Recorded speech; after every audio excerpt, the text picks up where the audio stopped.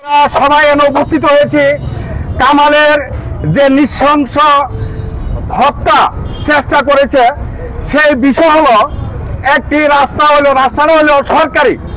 এই সরকারি রাস্তার মধ্যে যারা দূষিতকারী হামলাকারী যারা কামালকে হত্যার চেষ্টা করেছে তারা রাস্তার মধ্যে বাউন্ডারি দিছে, গড় তুলছে।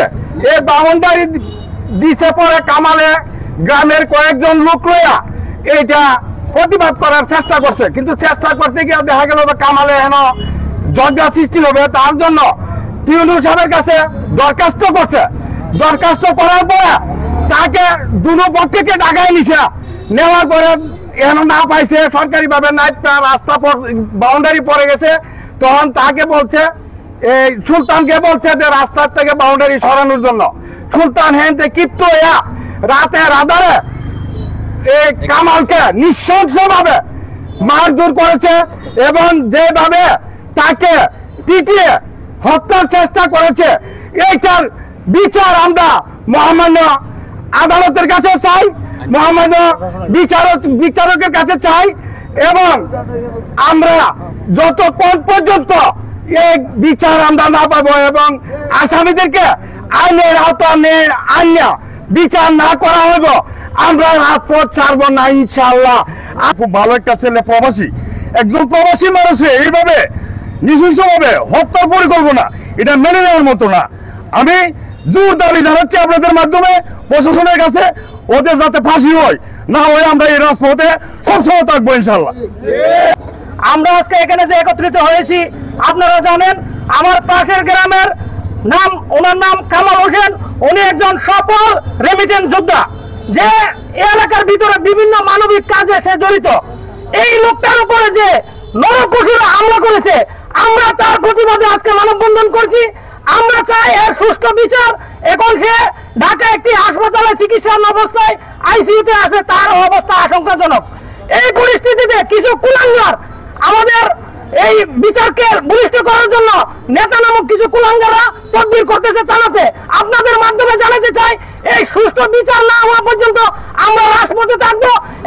মনে করেন যে নরপশুরা আমাদের ভাই কামালকে মানে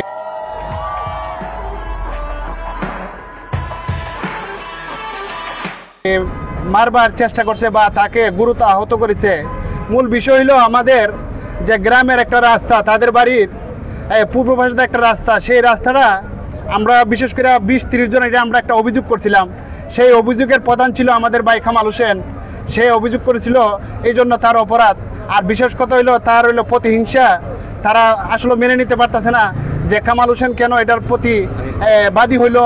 এই জিনিসটা তারা মাথায় মেনে না নিতে পারার, তাকে রাতের আধারে তারা বউ বাচ্চা প্রায় 10-12 জন লোকে মিলে তাকে গুরুতর আহত করে। গুরুতর আহত কি বলতে, এক পর্যায়ে তাকে মেরে ওয়ালের সাথে ধাক্কা দিয়া তার মাথার যে ছাড় আছে, ছাড়টা পর্যন্ত বেলের মতন করে নিয়েছে। আমরা এই প্রতিবাদের মিছিল বা আমরা এই প্রতিবাদের জন্য আজকে আমরা আমতলী বাজারে জড়ো হয়েছি। আমরা চাই দুষ্টান্তিমূলক শাস্তি চাই, আর যারা দুষ্টকারীর লোকরা তাদেরকে আইনের আওতায় আনা হোক, এই আমাদের দাবি। এই দাবি আমাদের মানতে হবে। আর এটার বাদী যেহেতু কামাল ভাই, তো এরা ভাবছে যে হয়তো মেন বাদীরে যদি ওরা মারতে পারে, এই যে সরকারিভাবে যে উদ্যোগটা নেওয়া হয়েছে এটা আর সফল হবে না। তো সেই উদ্দেশ্যে ওরা কামালকে হত্যার চেষ্টা করেছে। এমনকি আজ 8 দিন যাবত সে আইসিইউতে ভর্তি আছে।